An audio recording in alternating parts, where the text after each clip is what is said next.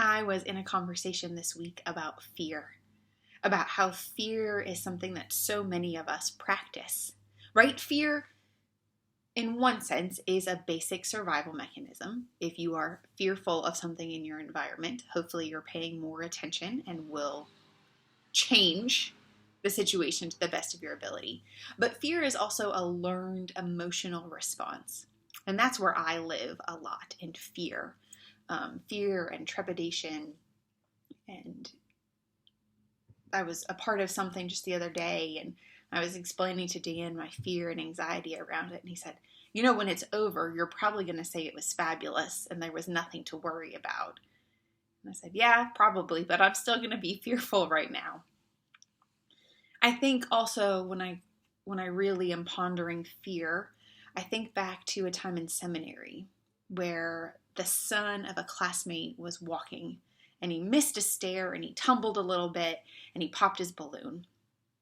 Several of us in the situation were ready to pounce on the little boy, to check him all over and bemoan with him over his balloon, and his dad stopped us and said, no, we celebrated. He tumbled, he fell, maybe he has a tear, but we're going to cheer him.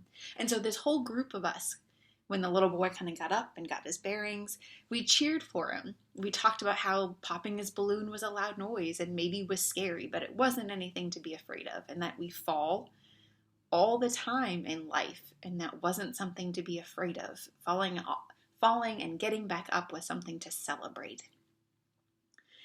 And whenever I think of that story, whenever I think about fear as a learned response, whenever I think that fear is getting the best of me, the Spirit always leads me to Psalm 27. The Lord is my light and my salvation. Should I fear anyone? The Lord is a fortress protecting my life. Should I be frightened of anything?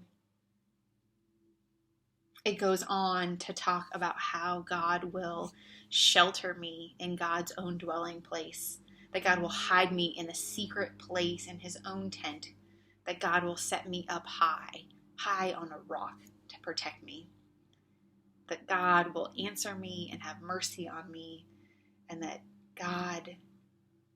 with God, the psalmist ends at the end, hope in the Lord, be strong, let your heart take courage, hope in the Lord. Whatever ways fear pops up in your life this day, I pray that you also are moved by the Spirit to turn to Psalm 27 and to be reminded that because we walk in the light, because God is our hope and our salvation, God is our safe place. Truly, there is nothing to fear, for God is in and through and all the things that God is each day and every day.